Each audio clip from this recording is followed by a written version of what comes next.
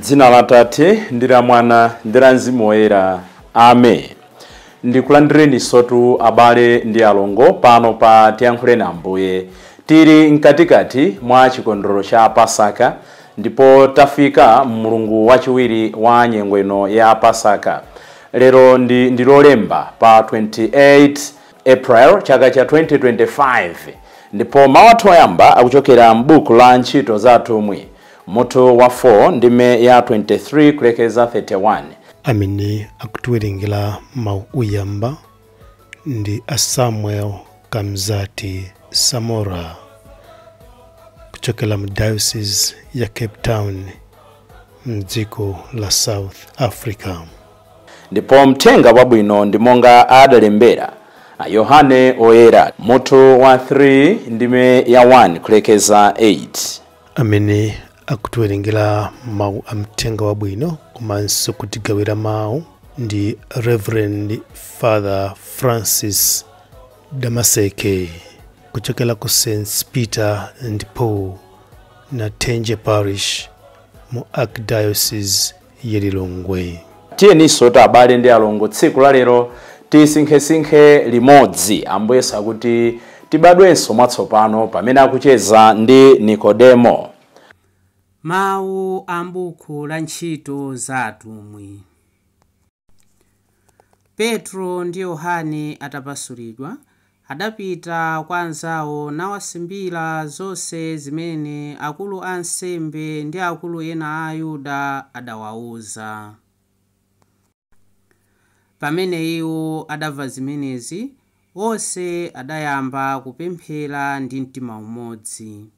Adati, Ambuye, ndinu amene munalenga dziko lakumwamba, dziko lapansi, nyanja ndi zonse zili m'menemo. Mwa Mzimu Woyera munalankhulitsa kholo lathu Davide mtumiki wanu, pamene adati, chifukwa chiyani anthu akunja adakalipa, anthu a mitundu ina adaganiziranji zopanda pake? Mafumu a dziko lapansi anamkonzekera, akulu a boma anasonkhana pamodzi kulimbana ndi chauta, ndiponso ndi wodzozedwa wake uja.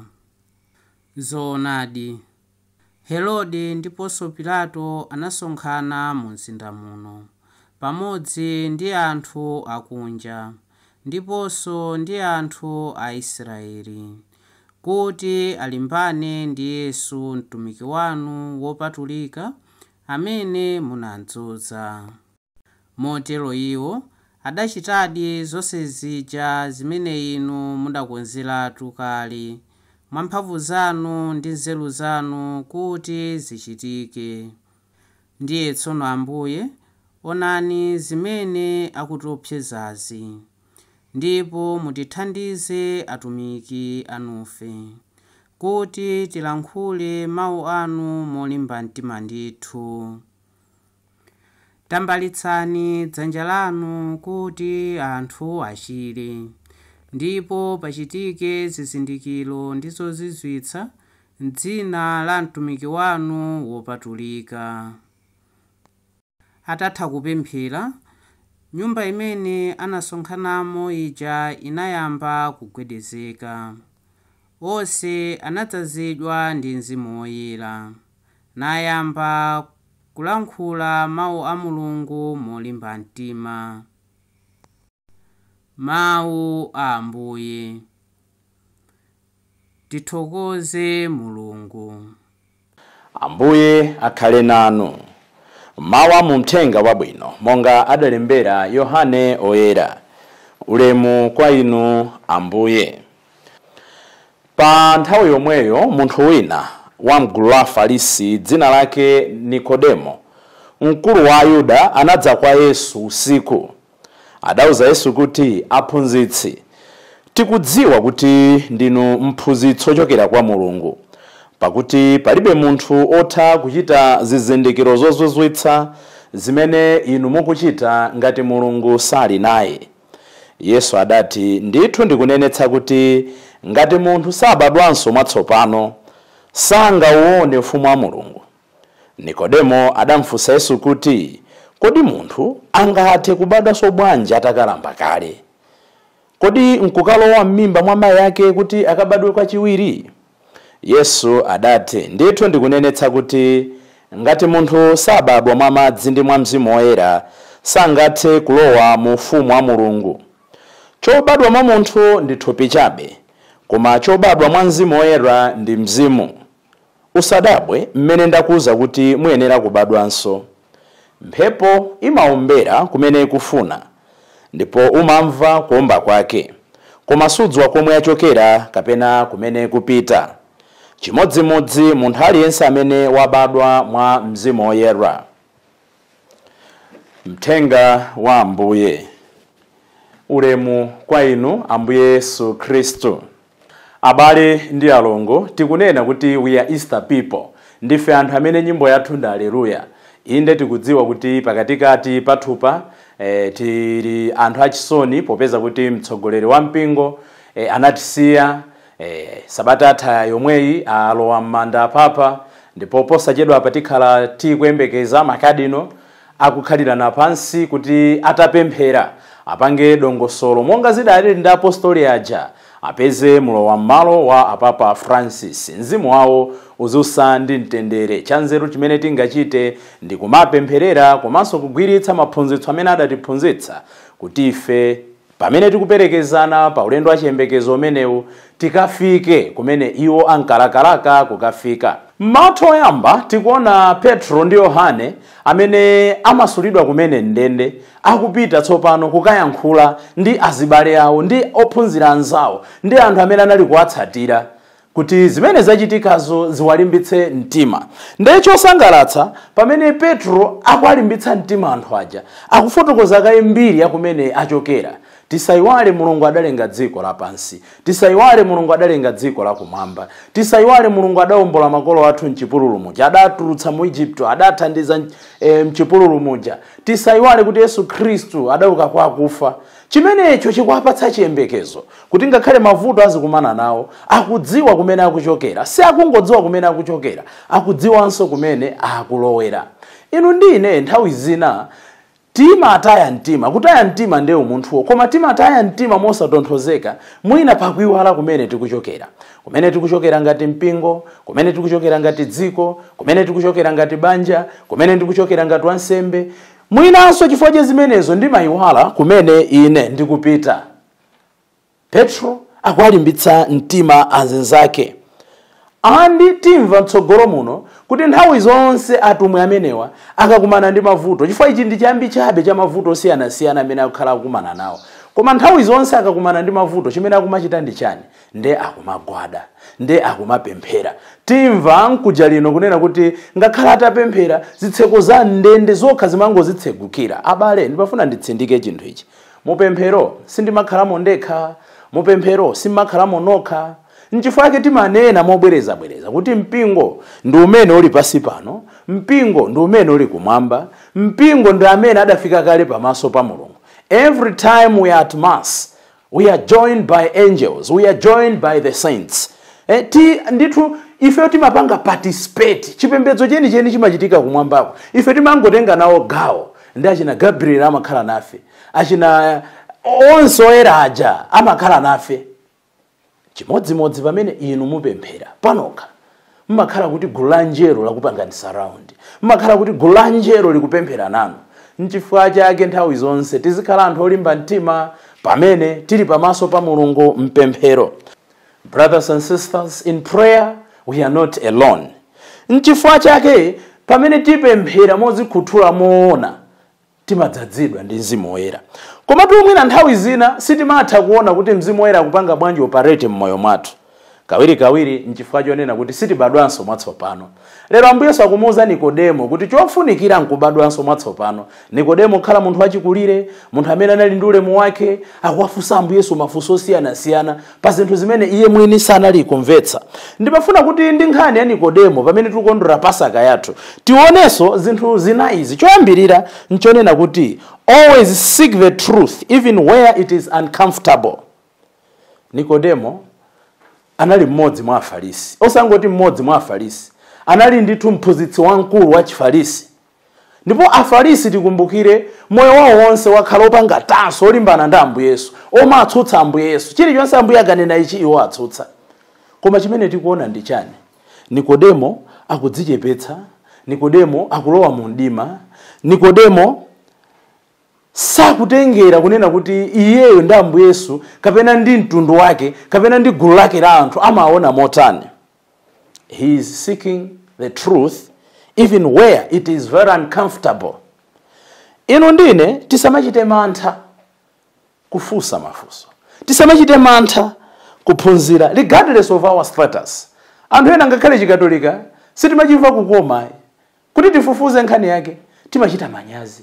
Ande ineyo ndine bwana, ineyo ndine olemekezeka, ine ndine mfumu, ine ndine nduna, ine ndine wa business otchuka, ine ndinaphunzira ndili ndi ma PhD ine, ife ndife akuluakulu odziwa za kafukufuku.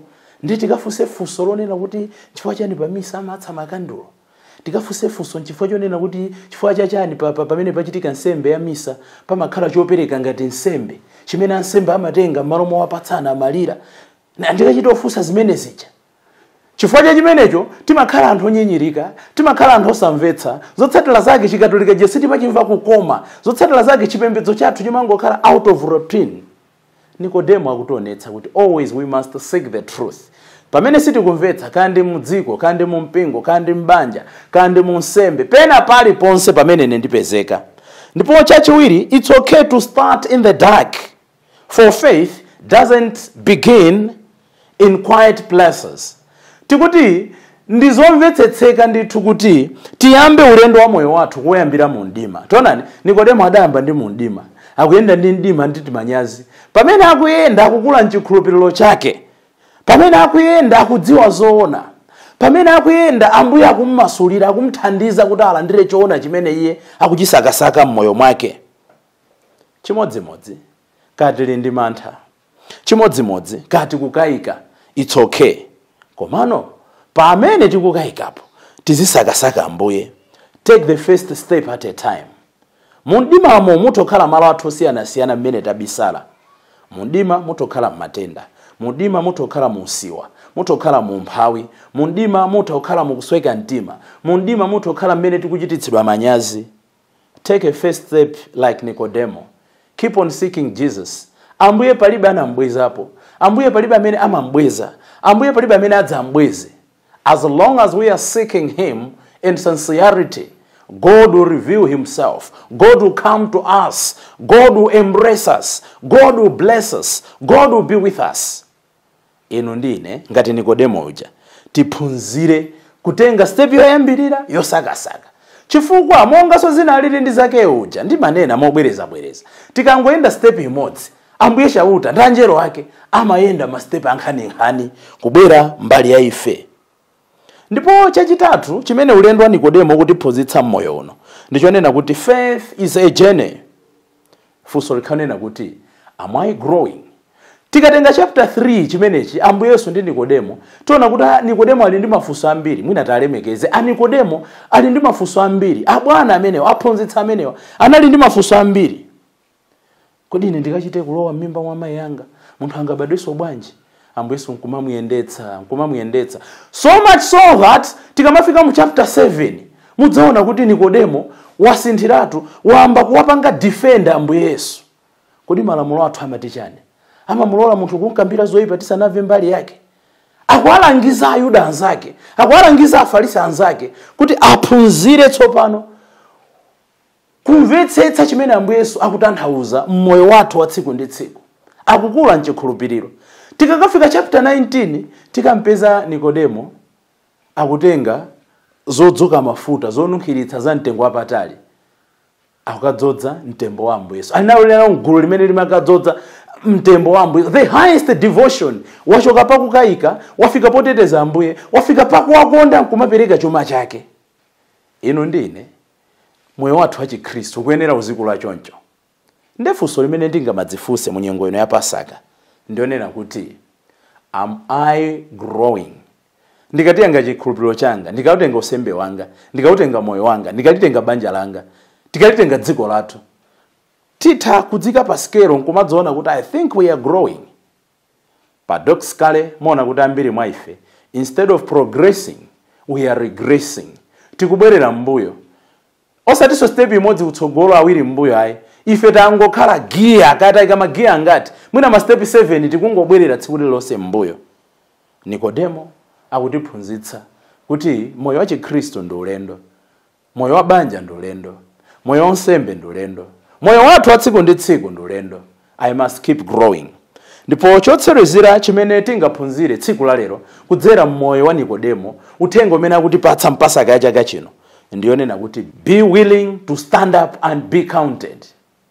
Nikodemo sanatengere kuti chigulugulu, timvanso nsabatayi nkhani ya Gamalieli, sanatengere kuti chigulugulu chunena zotani, sanatengere kuti iye adamva zotani za Ambuye Yesu. Chimene iye anali convinced, tamva mawaja kunena kuti inu ndinu mphunzitsi. Wachoka pa mphunzitsi wafika pa wadza kuti ndi Ambuye. Wachoka pa zimene Afarisi azake anali kukamba wafika pa yekha kunena kuti ineyo ndifuna ndidzimvere ndekha ndidzionere ndekha. Ambiri mwa ife tidayima chifukwa chongotengeka ndi gulu. Otena amayimba kwaya osatali convinced kuti azimba kwaya koma chifukwa chongotengeka. Mwina bola na amenewo. Koma ena mwina tidajoina chipani A chandale just because anthu adatuza kuti titero. We are not convinced of the values of the principles. Ena timachita zinthu zina zake tidamba business osati kuti ifeyo tili ndipo ndi mtima kapena ena tidamba ntchito ina yake osati kuti tikuyikirapo mtima koma basi ya chigulugulu. Nikodemo adazichosa mgulu, adayima payekha, adambosaka choona, adachimvetsa, adachigwiritsitsa, adachikhulupirira ndi kumkonda Ambuye Yesu ndi kuyamba kumampembedza. Tipemphererane tsiku la lero. Poyamba ndiziti ndikamva zinthu, ndizidzifunsa pandekha, zindithandiza chani? Ndikula bwanji? Ndipindula chani moyo wanga uzimu? Ndipindula bwanji patsogolo langa? Koma kuti zimenezo zitheke, Jesus is saying tibadwenso. Kuti zimenezo zitheke, Petro ndi Yohane mmawoyamba akuti tizipemphera. Chifukwa pamene tipemphera, anjelo amakhala nafe, oyera onse amakhala nafe. Likukumwe la madalitso a Ambuye Yesu limatitsanyukira. Tipemphererane tsiku la lero kuti Ambuye Yesu atithandize kufundula. Pasaka ino imene tikuyikondwerera itithandize kubereka zipatso. Zija tinkachita munyengo ya Lenti zonse zija tizikwaniritse munyengo ino ya Pasaka. Ambuye tithandizeni tsiku la lero kukhala anthu obadwanso mwatsopano. Ndipo Nikodemo chikhale chitsanzo chathu. M'dzina la Atate ndi la Mwana ndi la Mzimu Woyera. Amen.